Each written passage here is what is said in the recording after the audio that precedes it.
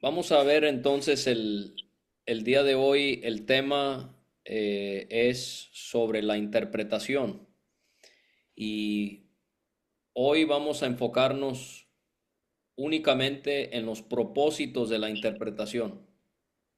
En otras palabras, ¿qué es lo que busca realizar la interpretación? Eh, Vamos a tener que ver este tema en más de una semana. Esta no será la única ocasión en la que veremos el tema de la interpretación. Como dije, hoy vamos a ver los propósitos de la interpretación. ¿Qué es lo que la interpretación busca realizar? Entonces, para resumir y para recordar dónde es que vamos, vimos que primero queremos ver el contexto de la porción, el contexto histórico, o sea, los eventos que rodean un pasaje, y el contexto literario, las ideas que rodean el pasaje. Después de ver el contexto, el segundo paso es ver la observación o llevar a cabo la observación. Y es lo que veíamos la semana pasada y el día de hoy. Ahora, en tercer lugar, entramos al penúltimo paso, que es la interpretación. El último paso es la aplicación. El tercero es la interpretación. Y dentro de este segmento, de este paso, de este bloque, vamos a ver distintos aspectos sobre lo que es la interpretación y cómo es que la llevamos a cabo. Y lo que quiero ver con ustedes son 7 propósitos que tiene la interpretación. 7 propósitos que tiene la interpretación. Y una vez más, estoy apoyándome en material del hermano Grauman para compartirles esto. Entonces, si quieren, si están tomando nota, la primera sería: la interpretación busca darle el sentido original al texto y no las implicaciones que tiene para nosotros. Lo voy a repetir. La interpretación busca darle el sentido original al texto y no las implicaciones que tiene para nosotros. Veámoslo de la siguiente manera, hermanos. No comenzamos preguntando qué significa esta porción para nosotros en la actualidad. Y eso es lo que muchas veces tendemos a hacer. Preguntamos qué significa esta porción para nosotros en la actualidad. Pero eso no es lo que debemos hacer. Lo que debemos hacer es primero preguntarnos qué significado tuvo para los primeros lectores lo que estoy estudiando en la palabra de Dios. No el significado que tiene para mí hoy en la actualidad, sino otra vez la interpretación busca darle el sentido original al texto. Queremos primero ver el significado que tuvo para los primeros lectores. Lo hemos comentado antes y tenemos que volver a repetirlo porque es tan cierto, y es el hecho de que en vez de que nosotros traigamos el texto a nuestro tiempo, primero tenemos que nosotros remontarnos al tiempo en el que se escribió el texto. Entonces, mantenga eso en mente cuando esté estudiando y predicando. Un buen maestro de la palabra no es el que trae la Biblia a nuestro tiempo, sino es aquel que lo hace al revés, lleva a las personas al pasado para entender el pasaje como lo habrá entendido la audiencia original. Y en base a eso es que podemos aplicarlo con ejemplos que tienen que ver con nuestra vida actual. ¿Sí? Entonces, no estoy diciendo que no podemos tratar de utilizar la Biblia para lo que vivimos en el 2025. Claro que sí, tenemos que hacerlo. Pero ese no es el primer paso. Esa no es nuestra prioridad cuando estamos estudiando y enseñando un pasaje. La prioridad es que nosotros podamos darle el sentido original al texto. Y quiero darles algunos ejemplos.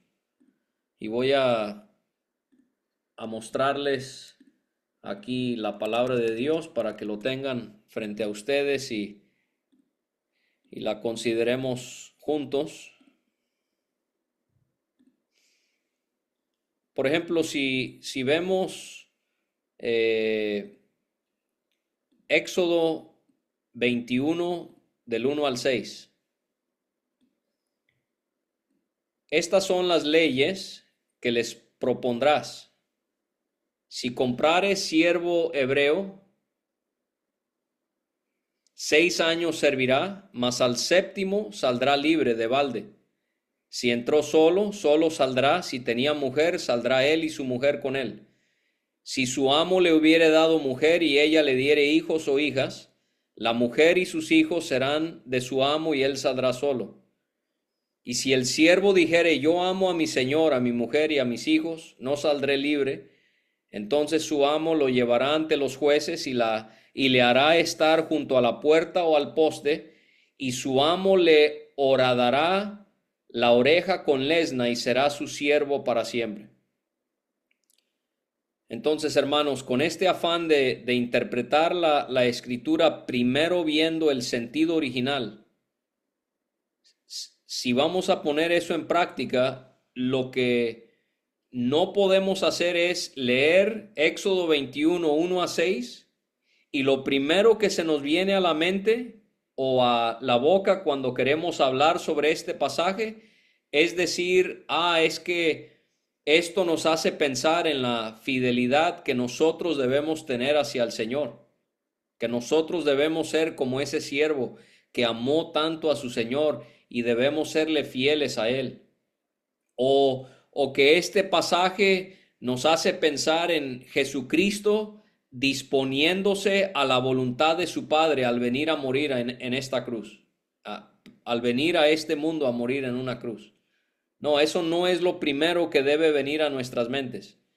Antes de ver las aplicaciones y las implicaciones, primero tenemos que determinar que los hebreos, cuando ellos leían Éxodo 21, ¿cómo lo habrán interpretado? Lo habrán interpretado de una manera literal. Ellos habrán entendido que estas eran leyes que regulaban a aquellos que tenían siervos. Y así es como lo tenemos que interpretar nosotros inicialmente. ¿Por qué? Porque así lo habrá interpretado la audiencia original. En otras palabras, cuando los judíos escuchaban la lectura de Éxodo 21 del 1 al 6, ellos no pensaban primeramente, yo tengo que ser como ese siervo fiel a Dios. O así va a ser el Mesías, él va a ser fiel a su Padre y se va a entregar a la muerte de la cruz. No, eso no sería lo primero que ellos pensaron. Ellos habrán entendido que esta era parte de la conducta que Dios quería ver en la sociedad hebrea para que ellos viviesen de una manera ordenada, honrada y que como resultado de eso glorificaran a Dios.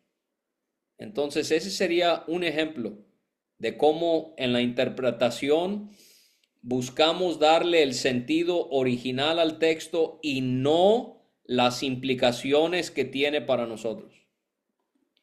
O vamos a ver otro ejemplo. Primera Tesalonicenses 5.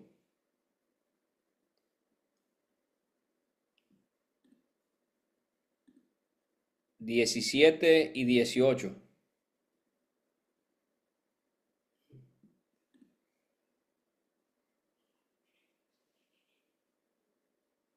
No, este no era el pasaje que tenía en mente.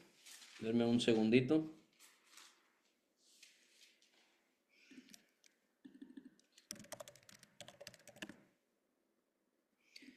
Perdón, es Primera de Timoteo 5, 17 y 18.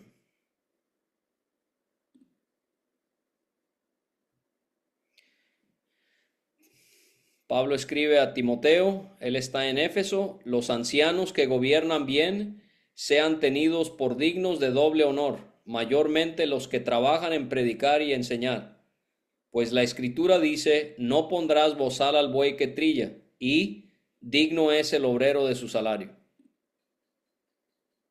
Entonces, ¿cómo debemos entender ese pasaje de acuerdo a cómo lo habrá entendido la audiencia original? Bueno, no podemos pensar de la siguiente manera. Hoy, en muchas congregaciones, no es una costumbre que los ancianos en la iglesia reciban apoyos económicos por el trabajo que hacen en el Señor. Y por lo tanto, hermanos, es como si estuviéramos enseñando. Esto quiere decir que lo escrito por Pablo se refiere a que debemos estimar grandemente a nuestros pastores. No, así no lo habrá entendido ni Timoteo ni los hermanos en Éfeso. Nosotros tenemos que concluir que los hermanos en Éfeso habrán tomado de manera literal lo que escribió Pablo. Ellos habrán entendido que cuando Pablo habla de aquellos ancianos que gobiernan bien, que deben ser tenidos por dignos de doble honor, mayormente a los que trabajan en predicar y enseñar, y después él cita: no pondrás bozal al buey que trilla, y digno es el obrero de su salario. Ellos habrán entendido que esto no solamente se refiere a un respeto, pero se refiere a un salario, se refiere a una remuneración económica por el trabajo que hacen aquellos que ejercen el pastoreo de una congregación. Y eso nos puede incomodar, pero hermanos, nuestros sentimientos no importan a la hora de entender la Escritura. Sea una práctica hoy en día o no, es redundante. A la Escritura realmente, con todo respeto, no le interesa la costumbre que hay en el lugar de donde es usted o qué emociones tiene usted al pensar en esto. Tenemos que sencillamente, hermanos, ver la Escritura y ver que era común en los tiempos del Nuevo Testamento que los que gobernaban bien, los que trabajaban en predicar y enseñar, eran apoyados económicamente. Yo no sé por qué habría tanta ciencia en llegar a esa conclusión. No sé por qué causa tanta incomodidad pensar que un hermano que en vez de quizás trabajar más y poder ganar más, él sacrifica ese tiempo para el bien de la congregación y que la congregación le apoye económicamente. No veo como cosa que es fuera de este mundo. Entonces, ahí hay ejemplos, hermanos, de cómo tenemos que, en primer lugar, este primer parámetro de la interpretación es buscar el sentido que habrá visto en el pasaje la audiencia original y no las implicaciones que tiene para nosotros. Entonces son candados que tenemos que ponernos.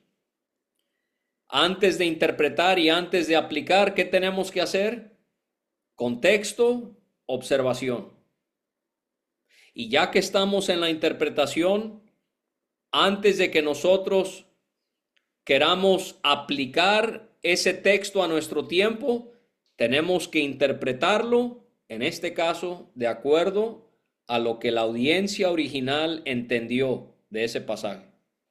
Número 2, que se parece mucho a la primera, y es la interpretación busca dar a entender lo que quiso comunicar el autor y no lo que pudiera determinar el lector.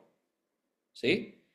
La interpretación busca dar a entender lo que quiso comunicar el autor y no lo que pudiera determinar el lector. En otras palabras, los autores que fueron guiados por el Espíritu Santo para escribir las Escrituras, también fueron guiados para darle el sentido a lo que ellos escribieron. O sea, ellos comprendían por qué ellos estaban escribiendo lo que estaban escribiendo. No es cierto cuando alguien dice, no, bueno, ellos realmente no entendían. Bueno, posiblemente no entendían la profundidad de lo que estaban escribiendo. Posiblemente en casos de profetas, habían cosas misterios que Dios no les había revelado plenamente, eso es cierto, pero eso no quiere decir, hermanos, que en un sentido general los escritores de las Sagradas Escrituras, ellos comprendían no solamente que estaban escribiendo bajo la influencia del Espíritu Santo, pero también comprendían el significado, el sentido del pasaje. Y vamos a ver distintos pasajes que nos comprueban esto. Lo voy a poner otra vez en la pantalla para que lo tengamos todos. Deuteronomio 29:29 es un ejemplo. No escribí bien Deuteronomio. Las cosas secretas pertenecen a Jehová, nuestro Dios, mas las reveladas son para nosotros y para nuestros hijos para siempre, para que cumplamos todas las palabras de esta ley. ¿Se fija? Moisés entendía las cosas que Jehová le revelaba para él, para sus hijos. ¿Para qué? Para que cumplamos todas las palabras de esta ley. Podemos ir al Nuevo Testamento. Hechos capítulo 8, respondiendo el eunuco dijo a Felipe, te ruego que me digas, ¿de quién dice el profeta esto? ¿De sí mismo o de algún otro? Felipe comprendía que Isaías sabía de quién estaba escribiendo, ya sea de él o de alguien más. En este caso, sabemos que estaba escribiendo acerca del Mesías. Otro ejemplo, podemos ir a Efesios 3:4, leyendo lo cual podéis entender cuál sea mi conocimiento en el misterio de Cristo. Pablo está escribiendo acerca del misterio de Cristo y él comprende el significado, él comprende el sentido y él quiere que los efesios hagan lo mismo. O también en segunda de Timoteo 2:7, Pablo le dice a Timoteo, considera lo que digo y el Señor te dé entendimiento en todo. ¿En cuanto a qué? Que Él es como un hijo para Él que debe esforzarse en la gracia que es en Cristo Jesús, que Él debe sufrir como buen soldado de Jesucristo, que ninguno que milita se enreda en los negocios de la vida, el que lucha como atleta no es coronado, sino lucha legítimamente, y el labrador para participar de los frutos debe trabajar primero. Considera lo que digo y el Señor te dé entendimiento en todo. Timoteo, yo quiero que tú entiendas el significado de todas estas palabras que te estoy escribiendo. Entonces eso es lo que queremos nosotros, hermanos. Queremos interpretar la escritura entendiendo lo que quiso comunicar el autor. Algunos enseñan que los autores no entendían lo que escribían o que cada porción tiene un sentido humano y otro que es divino. Hay otros que dirían que nosotros no podemos descifrar el sentido que quiso dar a comunicar el autor, porque el autor no está presente y porque nosotros como lectores llevamos distintas presuposiciones cuando vamos al pasaje. Eso es mentira, hermanos. La Biblia claramente enseña que cada porción tiene un solo sentido y es el sentido que habrá entendido la audiencia original y es el sentido que le habrá querido dar el autor original, el autor que fue guiado para escribirlo inicialmente. En tercer lugar, la interpretación busca dar a entender el sentido literal de cada pasaje. Esto es muy importante. La interpretación busca dar a entender el sentido literal de cada pasaje. Cuando hablamos del sentido literal de una porción, ¿a qué nos referimos? Nos referimos a su sentido común o su sentido normal. Otra vez, es entender el pasaje de la misma manera en la que lo habrá entendido la audiencia original. Es leer el texto y darle su sentido común, su sentido normal, su sentido literal. Esto quiere decir que observamos una palabra en el texto, buscamos su significado y le damos la primera opción que nos presenta el diccionario. A simple vista tenemos que asumir que la definición más literal es lo que describe a la palabra que estamos estudiando. Ahora, esto lo hacemos a menos de que el contexto demuestre que no debe entenderse como siendo literal. Buscamos la palabra, le damos su significado más literal, a menos de que el contexto nos demuestre que debemos tomarlo de manera figurada. Voy a darles un ejemplo. Yo no soy bueno para dar ejemplos. Es una gran debilidad que tengo, pero bueno, vamos a ver si este es de ayuda. Por ejemplo, la sal, que es mencionada en la Biblia, la sal. Levítico 2:13 nos habla de que la sal debía ir en las ofrendas. Cuando buscamos el significado de la palabra sal y vemos el contexto, ¿cómo debemos entender la palabra sal? ¿Literal o de una manera figurada, o sea, representando algo más? Bueno, cuando vemos el significado de la palabra y vemos el contexto que está hablando de por ejemplo, en Levítico 2, de esa ofrenda siendo preparada, pues asumimos que cuando habla de sal se refiere a qué, a como lo define el diccionario, una sustancia consistente en cloruro de sodio, o sea, la sal que usted utiliza al preparar los alimentos y al comer. Pero si vamos a Mateo 5:13, Jesucristo, en lo que llamamos el Sermón del Monte, él dice que debemos ser la sal de la tierra. Buscamos la palabra sal y vemos que el significado de la palabra nos haría pensar que es el ingrediente, esta sustancia consistente en cloruro de sodio. Pero ¿qué nos demuestra el contexto, hermanos?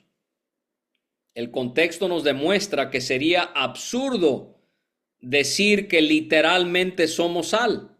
Obviamente Jesucristo no está diciendo que nosotros somos sal. Entonces ahí es donde nosotros tenemos que entender que el Señor obviamente está hablando en un sentido figurado. Y a muchos nos cuesta este punto, porque queremos alegorizar todo. Queremos darle un símbolo a absolutamente todo lo que nos dice la Escritura. Pero no, hermanos. A simple vista, a menos de que el contexto nos diga lo contrario, tenemos que tomar el texto de manera literal. La sal es la sal. Y si la sal no es la sal, el texto nos lo va a indicar. Y si el texto no indica de manera contraria, ahí lo dejamos. No vamos a tomar todas estas representaciones que el texto no está tratando de enfatizar. Decir que entendemos la Biblia de manera literal, hermanos, no significa que ignoramos la aplicación o la tipología. ¿Sí? No es que estamos peleados con la aplicación o la tipología. Cuando decimos que estudiamos y entendemos la Biblia de una manera literal, tenemos que tomar en cuenta que nosotros tomamos el pasaje de manera literal a menos de que el contexto lo indique. Y entonces una de las cosas que es muy importante para entender la Biblia literalmente es analizar las figuras de lenguaje que son utilizadas en las Escrituras. Entonces, creemos que la Biblia debe ser interpretada literalmente, pero para hacerlo adecuadamente tenemos que también conocer las figuras de lenguaje que son utilizadas en las Escrituras. Por ejemplo, hay por lo menos, no estoy diciendo que son todas, hay por lo menos 9 figuras literarias que maneja la Escritura. Podemos ver primeramente un símil. ¿Qué es un símil? Bueno, un símil es hacer una comparación utilizando la palabra como. ¿Sí? Como ejemplo podemos ver el Salmo 133. Mirad cuán bueno y cuán delicioso es habitar los hermanos juntos en armonía. Es como el buen óleo sobre la cabeza, el cual desciende sobre la barba de Aarón y baja hasta el borde de sus vestiduras, como el rocío de Hermón, que desciende sobre los montes de Sión, porque allí envía Jehová bendición y vida eterna. ¿Cuántos símiles hay ahí? Hay 2. Versículo 2 y versículo 3. Literalmente, la armonía entre hermanos es aceite que cae sobre la cabeza, que desciende sobre la barba y que baja hasta el borde de sus vestiduras. Literalmente, la unidad entre la iglesia del Señor es rocío de Hermón que desciende sobre los montes de Sión. No, es como. Entonces esa es la primera figura literaria que tenemos que considerar, un símil. Es hacer una comparación utilizando las palabras como y también cuál. Otro ejemplo.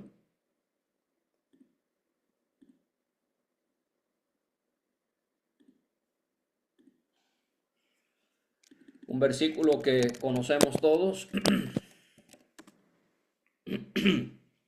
Venid, Isaías 1:18. Venid luego, dice Jehová, y estemos a cuenta.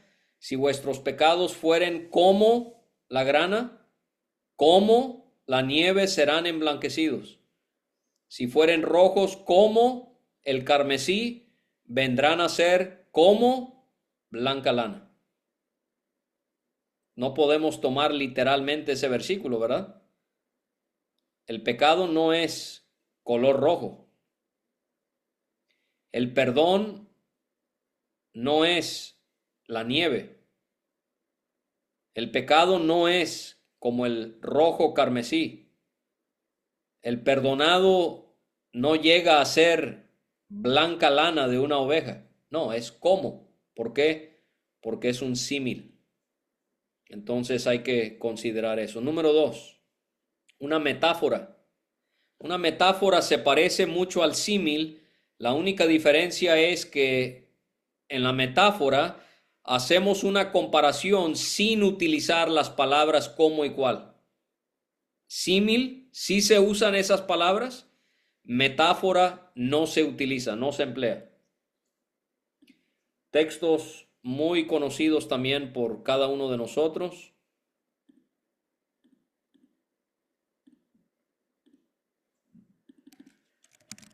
¿Qué dijo Jesús en Juan 6:35? Yo soy el pan de vida. Esa es una metáfora. Cristo está hablando metafóricamente. ¿Él es un pan? Literalmente, no. Yo soy el pan de vida, está hablando metafóricamente. Esa es una metáfora. Está comparándose con el pan. Él dice, yo me parezco a un pan, pero no soy un pan. Él no está dando a entender que él literalmente es un pan. Otra frase muy conocida del Señor, Juan 8:12, yo soy la luz del mundo. Esa es una metáfora.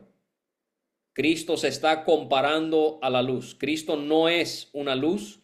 Cristo se parece a lo que hace la luz. Y así pudiéramos pensar en otros ejemplos que la Escritura nos presenta. También aquí en el Evangelio de Juan, yo soy la puerta de las ovejas, dice Jesús en Juan 17. Cristo no es una puerta, Cristo es como una puerta. Esta es una metáfora. Entonces, un símil, una metáfora. Número 3, una personificación. Una personificación. ¿Qué es una personificación? Es cuando se le atribuye una característica humana a una cosa o a un animal. Personificación es cuando se le atribuye a una cosa o a un animal una característica nuestra, humana. Ejemplos. Salmos 98:8.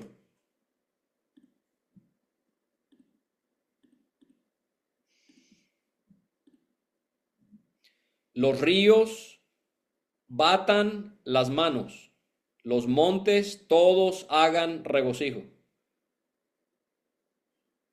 ¿A qué se está asemejando el río caudaloso en cuanto a nosotros? La personificación es que el río hace ruido así como nosotros batimos las manos. Esa es una personificación.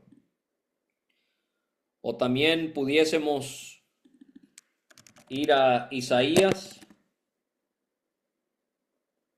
55:12, porque con alegría saldréis y con paz seréis vueltos.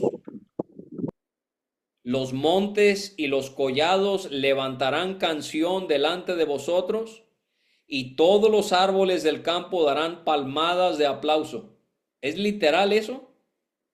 ¿Un árbol aplaude? No, no podemos interpretar eso literalmente. Esa es una personificación. Nosotros somos los que con nuestras palmas aplaudimos, y lo que el Espíritu Santo está diciendo es que los árboles se parecen a ese movimiento que hacemos nosotros. Personificación. Número 4, antropoformismo. Antropoformismo. ¿Qué significa eso? Atribuirle a Dios una característica humana. Antropoformismo. Atribuirle a Dios una característica humana. Podemos ver un ejemplo en Levítico 26.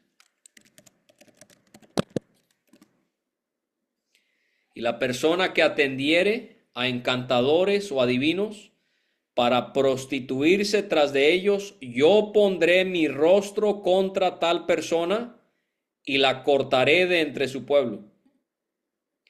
¿Dios tiene rostro? No, Él no tiene rostro. Dios es espíritu. Dios no tiene rostro. Pero cuando dice aquí, yo pondré mi rostro, se le atribuye a Dios una cualidad humana para dar a entender que Dios desaprueba por completo a esta persona que está cometiendo este tipo de pecados. Antropoformismo. La Biblia está llena de ejemplos de lo que podemos entender a lo que se refiere un antropoformismo. Número 5, un antropopatismo. Un antropopatismo. Un antropopatismo es atribuirle a Dios una emoción humana.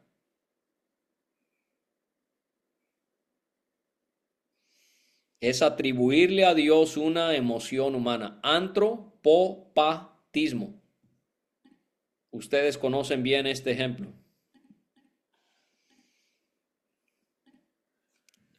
Génesis capítulo 6.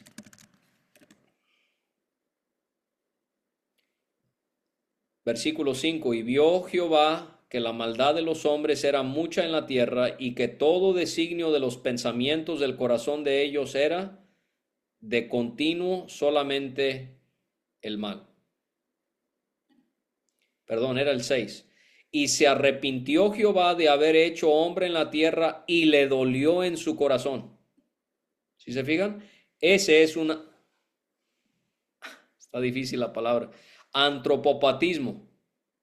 Atribuirle a Dios una emoción humana. A Dios le dolió en su corazón ver la humanidad en los días de Noé. Ya llevamos 5. Número 6, un eufemismo. Eufemismo. El diccionario define un eufemismo como una manifestación suave o decorosa de ideas cuya recta y franca expresión sería dura o malsonante. Poniéndolo más coloquialmente, lo que pudiera ser considerado vulgar, Dios lo expresa en su palabra de una manera decente. ¿Cuál es un ejemplo de eso? De un eufemismo.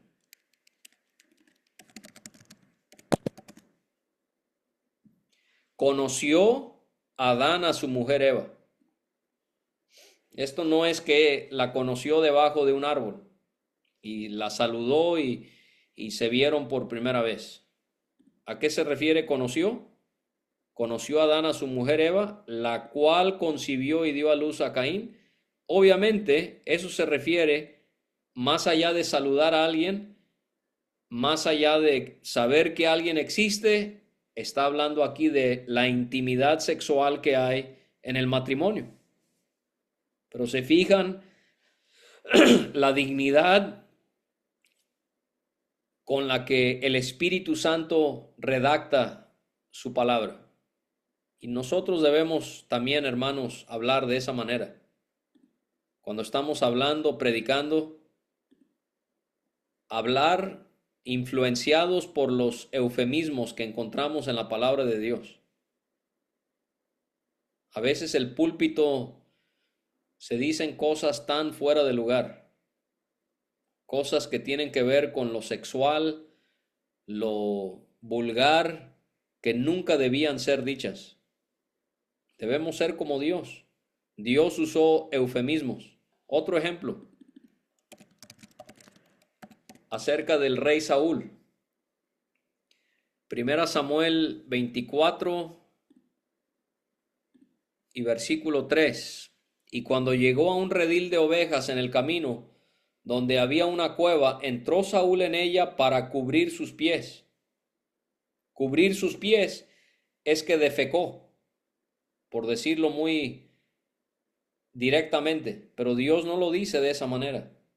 Lo dice usando un eufemismo. No podemos interpretar eso literalmente y decir es que Saúl se cubrió sus pies. Bueno, lo habrá hecho al bajarse la túnica, no sé cómo habrá sido el origen de esa expresión, pero el punto es que eso describe a Saúl haciendo sus necesidades. Un eufemismo. Es una manifestación suave o decorosa de ideas cuya recta y franca expresión sería dura o malsonante. A veces decimos que tenemos que tratar ciertos temas y que no estén los niños presentes, porque se van a decir cosas muy de tono sexual, cosas que ellos no deben escuchar. Bueno, hermano, si Dios no enseña la Biblia de esa manera, ¿por qué usted lo va a hacer? ¿Por qué vamos a pensar que vamos a ser más sabios que Dios? Dios enseña de una manera ejemplar. Él es el maestro por excelencia. Y Él nos enseña muy claramente sin tener que hablar de una manera tan explícita y tan vulgar como lo pudiéramos hacer nosotros. Número 7. La Biblia también tiene otra figura literaria que es la hipérbole. Hipérbole. ¿Qué es una hipérbole? Es cuando exageramos algo para enfatizar lo que queremos decir. Alguien dice, me muero de sed. ¿Realmente se está muriendo de sed? No, ¿verdad? Está tratando de enfatizar la gran sed que tiene. La Biblia tiene muchas hipérboles. Ustedes conocen muy bien otro comentario que hizo Jesús en el Sermón del Monte. Mateo 5:29. Por tanto, si tu ojo derecho te es ocasión de caer, sácalo y échalo de ti. Pues mejor te es que se pierda uno de sus miembros y no que todo tu cuerpo sea echado al infierno. Y si tu mano derecha te es ocasión de caer, córtala y échala de ti, pues mejor te es que se pierda uno de los miembros de tus miembros y no que todo tu cuerpo sea echado al infierno. Jesucristo está hablando a través de una hipérbole. Él está exagerando para tratar de recalcar en las mentes de las personas, tienen que hacer lo que tienen que hacer para dejar la maldad y así no se vayan al infierno. Y si ustedes tienen que sacarse un ojo, háganlo. Y si ustedes tienen que cortarse un brazo, háganlo. Obviamente no podemos interpretar esto literalmente porque es una hipérbole. Quizás podemos ver otro ejemplo de una hipérbole en Marcos capítulo 10. También Jesucristo hablando, él dice en Marcos 10:25, más fácil es pasar un camello por el ojo de una aguja que entrar un rico en el reino de Dios. No está hablando literalmente, hermanos, está hablando usando una hipérbole. Y de paso, seguramente ustedes han leído por ahí que este ojo de camello realmente no es en el camello y el ojo de la aguja no se está refiriendo a un alfiler que es usado para la costura, sino que es una entrada al templo, creo que es, y por ahí podía, o a la ciudad de Jerusalén, una de las dos, y por esa puerta podía entrar una persona cabalgando sobre un camello. Bueno, parece ser que no hay ninguna evidencia de eso. Entonces tenemos que tomarlo como Cristo le está diciendo en el sentido de que Él está hablando de un alfiler que es más fácil que entre un camello por el ojo de ese alfiler que un rico pueda entrar en el reino de Dios. O también podemos ver otro ejemplo de Jesucristo hablando, utilizando una hipérbole. Él dice, para que lo puedan ver, en Lucas 6:41, ¿por qué miras la paja que está en el ojo de tu hermano y no echas de ver la viga que está en tu propio ojo? Obviamente no hay nadie caminando por ahí con una viga en su ojo. Es una hipérbole. Jesucristo está exagerando. Está tratando de dar a entender, tú no puedes juzgar el pecado de alguien hasta que tú no juzgues tu propio pecado. Sí, este es uno de los pasajes más malentendidos. Bueno, es que nadie me puede juzgar porque Jesús dijo que no debemos juzgar. Sí, pero el contexto de esta enseñanza del Señor es lo que ya dije. No juzguéis y no seréis juzgados. No condenéis y no seréis condenados. Perdonad y seréis perdonados. Y entonces él habla de ¿por qué miras la paja que está en el ojo de tu hermano y no echas de ver la viga que está en tu propio ojo? ¿O cómo puedes decir a tu hermano, hermano, déjame sacar la paja que está en tu ojo, no mirando tú la viga que está en el ojo tuyo? Hipócrita, saca primero la viga de tu propio ojo y entonces verás bien para sacar la paja que está en el ojo de tu hermano. Este pasaje no está enseñando Jesús que nadie puede juzgarnos, nadie puede decirnos dónde estamos mal, ¿no? Lo que está diciendo es que si alguien va a señalarnos en lo que estamos mal, esa persona primero tendría que estar seguro de que es ejemplo de lo que está diciendo. Un hermano que quiera decirle a otro hermano que no debe tratar a su esposa de una cierta manera, cuando es bien conocido que ese hermano trata de manera muy pésima a su esposa. No puede hacerlo, no está juzgando adecuadamente. Jesucristo ahí está hablando usando una hipérbole. Pregunta retórica, la octava figura literaria. Pregunta retórica. ¿Qué es una pregunta retórica? Una pregunta realizada a la cual no se le da respuesta. Romanos 6:1. ¿Perseveraremos en la gracia, en el pecado, para que la gracia abunde? Ahí quizás sí contesta Pablo, en ninguna manera. O también pudiésemos pensar en Romanos 8:31. El apóstol Pablo pregunta en cuanto a los creyentes.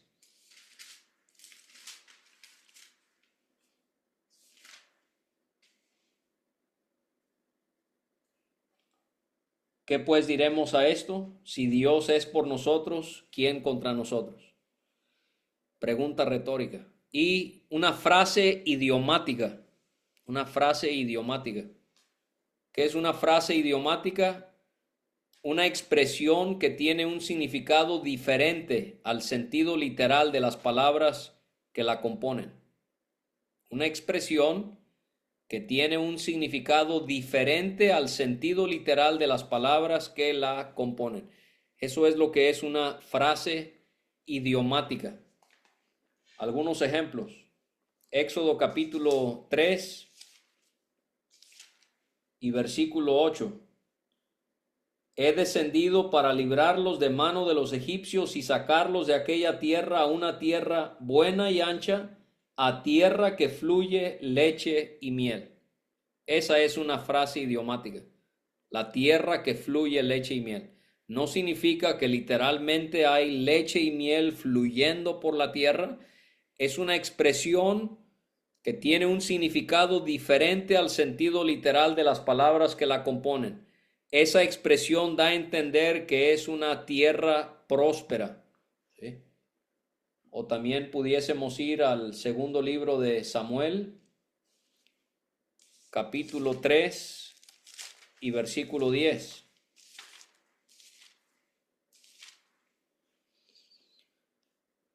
Trasladando el reino de la casa de Saúl y confirmando el trono de David sobre Israel y sobre Judá desde Dan hasta Beerseba.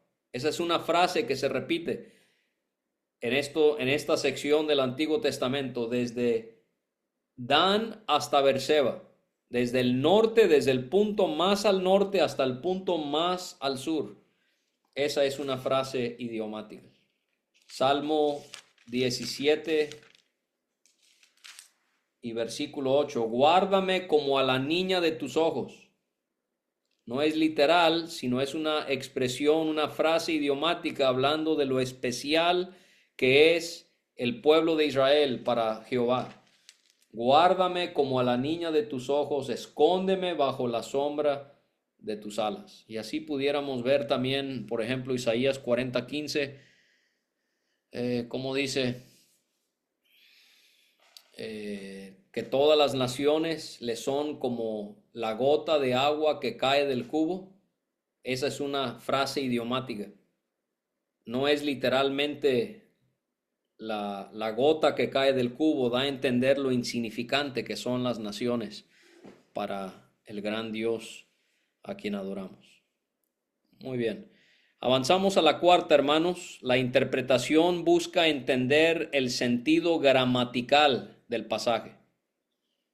Ese es otro propósito de la interpretación. Busca entender el sentido gramatical del pasaje. El texto es interpretado al tomar en cuenta lo observado en el análisis gramático del pasaje.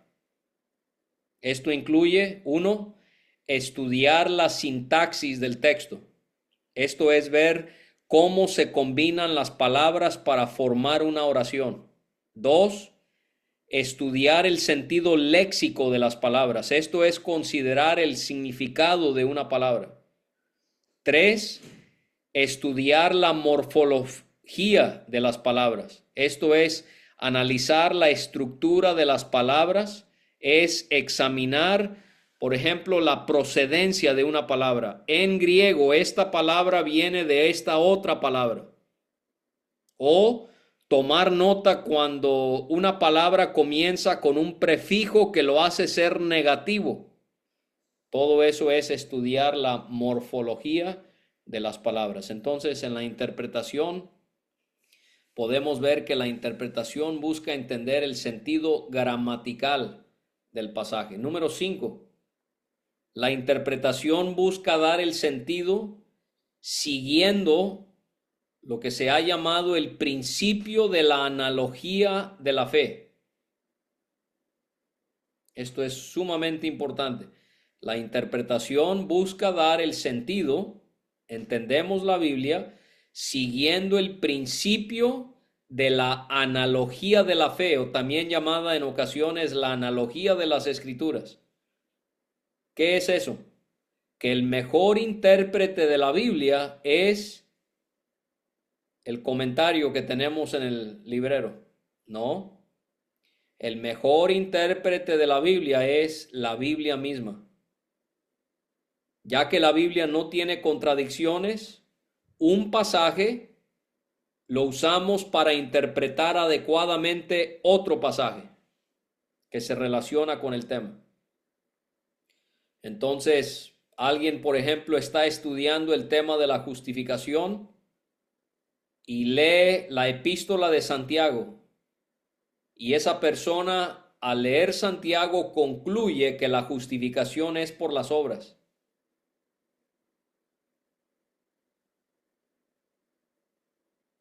Bueno, esa persona tiene que implementar la analogía de la fe. ¿Y qué haría? Tendría que ir a Romanos y a Gálatas, donde claramente la justificación es por medio de la fe y no por las obras de la ley. Y entonces, a través de una escritura interpretando otra escritura, la persona tendría que llegar a la conclusión acertada, que es que la justificación es solo por gracia y solo por fe. Que Pablo en Romanos está enfatizando cómo se nos aplica la justicia de Jesucristo a través de la fe en él. Y que Santiago enfatiza cómo demostramos esa justicia. No cómo la alcanzamos, sino cómo la demostramos. bueno, nos vamos a comportar de una manera distinta. La interpretación busca dar el sentido siguiendo el principio de la analogía de la fe. Número 6, en penúltimo lugar ya para terminar, la interpretación busca dar el significado de un pasaje a la luz de la teología histórica. La interpretación busca dar el significado de un pasaje a la luz de la teología histórica. ¿Qué es eso? Esto es estudiar un pasaje teniendo en cuenta lo que se ha creído comúnmente a lo largo de la historia de la iglesia. A eso nos referimos cuando decimos que queremos interpretar la Biblia dándole el significado de acuerdo a la teología histórica. ¿Qué es lo que se ha enseñado históricamente sobre el pasaje que estamos estudiando? Porque la realidad es esta, hermanos, si nuestra interpretación es completamente nueva, es porque está completamente errada. Seamos humildes, hermanos. 2000 años de historia de la iglesia. ¿Cómo me voy a atrever a pensar que yo voy a poder descubrir una doctrina nueva que durante 2 milenios Dios no ha podido hacer ver a otros hermanos en la iglesia con el conocimiento y los dones que da el Espíritu Santo? Entonces, no. Una interpretación que es completamente nueva es porque está completamente errada. Ahora, solo para aclarar, no es que ponemos a los hombres a la par de la autoridad que tiene la Biblia, pero sí es un buen parámetro considerar lo que la Biblia ha enseñado sobre un tema a lo largo de los años. Obviamente, hermanos, este sexto punto en cuanto a los propósitos de la interpretación es como el que está en lo más bajo de la lista. O sea, no vamos a primeramente interpretar un pasaje de acuerdo a lo que creyeron los hermanos hace 1500 años, hace 1000 años, etcétera, etcétera. Eso sería como algo secundario, pero sí es algo interesante, es algo importante. Queremos considerar lo que la iglesia ha enseñado en cuanto a un pasaje. Y para terminar, número 7, otro propósito de la interpretación busca dar el sentido a una porción de acuerdo a su género literario. Ya hemos hablado de esto. Todas las reglas de la hermenéutica son aplicadas al estudiar cualquier pasaje de la Biblia, pero sí hay cosas que deben considerarse al estudiarse un género literario en relación a lo que haríamos con otro género literario. En otras palabras, no podemos estudiar una poesía de la misma manera que estudiaríamos una narrativa. Y eso lo vamos a ver en estas semanas. Cómo es que estudiamos una poesía, cómo es que estudiamos la ley, cómo es que estudiamos las parábolas, cómo es que estudiamos cada uno de esos géneros literarios. Pero el séptimo propósito que estamos considerando es que la interpretación busca dar el sentido a una porción de acuerdo a su género literario. Muy bien, hermanos, pues eso es lo que